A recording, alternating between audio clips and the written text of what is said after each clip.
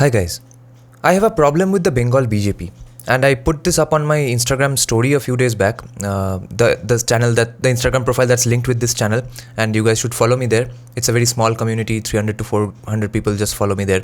But people who are more educated than me on a lot of things comment and message me and educate me on stuff. So it's a beautiful thing going on. I reply to as many people as possible because the number isn't too high right now.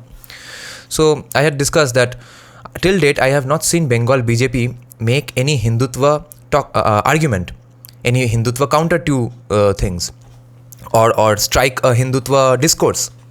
All their counters on every issue in Bengal is on daily petty politics issue. It's not petty.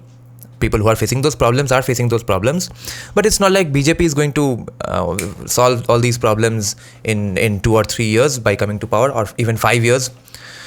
Because they haven't solved a lot of things in their own states. Only Yogi is doing a phenomenal job on everything.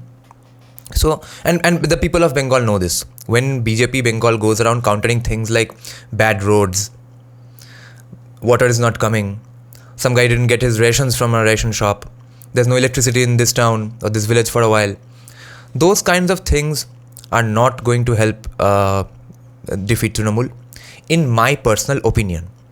I usually don't say things like in my personal opinion, because it's obvious that if I'm giving an opinion, it's my personal opinion, because here I'm adding an extra layer of humility, because it's Shubhendu Adhikari doing the job. No one in Bengal can challenge him on his knowledge of ground level politics. But I think there's a basic flaw in the narrative that they have chosen. And let's be fair, because that's how BJP came to power in the center in 2014. In 2014, they didn't get elected because everyone was going through a decoloniality phase. They came to power simply because Congress was so corrupt as fuck.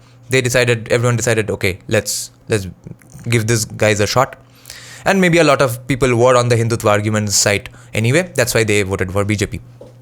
But that number wasn't too high. Why else would just 5 years prior to that Congress win? Would Congress win then? So anyway, I think in Bengal this needs to change, and there needs to be some Hindutva arguments, talking points coming into play. And I think they are doing the same thing that they are doing in the center. They want probably the Hindutva argument and discourses to start ground up from YouTubers, from writers, authors. But even the Hindutva journalists, even like Shanmoy Banerjee, I have not one single day in my life ever heard him make a Hindutva argument on any issue. All of them are always like the bad road here, the good tree there, and those kind of things. And I don't think that's going to help BJP win anytime soon. And let me tell you something about Dilip Ghosh, that I've always liked this man. Even he's ended up saying a lot of absolute crackpot things that politicians end up saying in the heat of the moment, and because they are under this lens all the time. Maybe even I say some stupid crackpot things, but I'm saying it to my friend over phone. I'm not being judged for it for the rest of my life. But mostly I like him because he's a very brash, flamboyant speaker. He does not give a shit about Bengal nice intellectual way of speaking Bengali. He has a very, very Mofussil vibe with him, and I like Mofussil vibe. I prefer that to Kolkata vibe, because Kolkata is just a construct, is a figment of imagination. There is nothing called Kolkata that has been born out of the soil of Bengal. Kolkata was just a village before Job Charnock came and created this place. And after that, it became a colony. Bengal, Madras and Bombay had the highest investment in education from the British. And guess what's common between them today? All of them are anti-Hindutva. So the Madras presidency, Bombay presidency and the Bengal presidency has created an environment where these three centers remain being the powerhouses, the sources of colonization and colonialization. And North Bengal has somehow rid themselves of this cultural hegemony of Kolkata over the rest of Bengal. South Bengal still doesn't do that. South Bengal is essentially the colony of Kolkata. The rest of the villages and Mofusils, they get their political narrative on everything from Kolkata. That's a huge problem. Now listen to 2 quotes by Dilip Ghosh that a friend of mine on my Facebook put up. He is arguing that Dilip Ghosh is being sidelined for some reason, and he wouldn't be surprised if he joins Trinamool for some reason. But listen to, if those of you guys from out of Bengal who don't know Dilip Ghosh and haven't heard him speak and don't understand Bengali, listen to these quotes of Dilip Ghosh and you'll get a vibe of the person. In English, I'm telling you the quotes. At one instance, he says, "Forgive me, I don't understand poetry, and I believe a lot of common folks don't understand such vanity anyway. We understand street fight and slogans and immersive politics. When crores worth of scam unfolds before our eyes and we are left penniless and hungry, we do get enraged." I think the end of the statement would be said by anyone in India, any civilian, any politician. But see how he had set the narrative from the beginning. He is creating this distinction between poetry and vanity and the street fightingness of it. Because for some weird fucking reason, intellectuals and upper middle class educated, middle class English medium educated people have this vibe that why aren't politicians more educated? Why aren't politicians like poets and engineers and professors?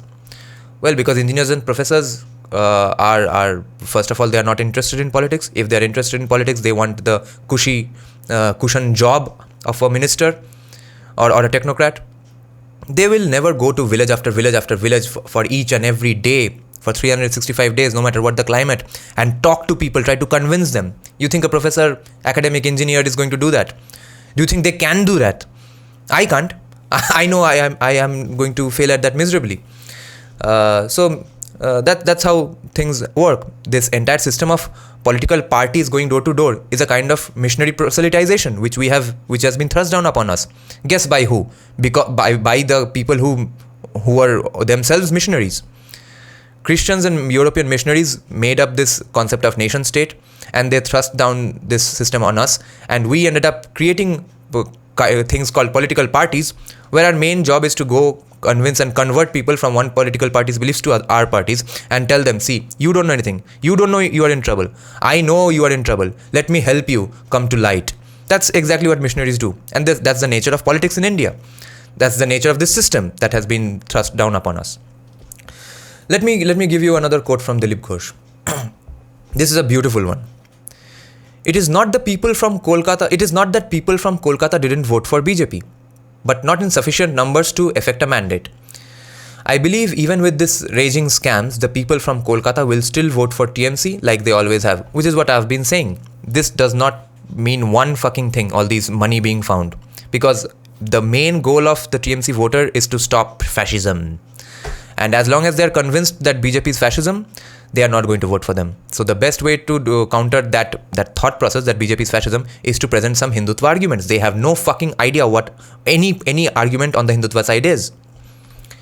Now, Dilip Ghosh goes on to say, people aren't bothered about a 50 crore scam by Partho Chatterjee. They are rather satisfied that I have been given a small street corner shop by TMC to make my ends meet. This is how the educated Kolkata population thinks. Kolkata is used to getting all the benefits from the state, and thus they are happy with the status quo. You will have one street light and over and above that one more street light to beautify Kolkata. People from the rural belt, even in the districts known for TMC terror, have stood out more vocally against them, as has been evident throughout. For long, they have only represented Kolkata as all of Bengal. This is a very important line that Dilip Ghosh has pointed out. For long, they have only represented Kolkata as all of Bengal. The greater Bengal has been long forgotten, and the greater Bengal is largely very Hindu. And for some reason, they believe that Hinduism or Hindus don't need to be saved, or that they are under threat, or that BJP, voting for BJP means has some connection with that. These are the things that they don't understand. But the rest of Bengal is not Marxist. Even the Marxist people in the rest of Bengal, all of them do all their pujas and stuff. It's only this latest generation who are in their mid-20s and 30s, early 20s. That's the first generation of Bengal that is moving away from Hindutva. But otherwise, Bengal is very Hindu. So I think what do you guys think? I think there needs to be a narrative change from Bengal BJP.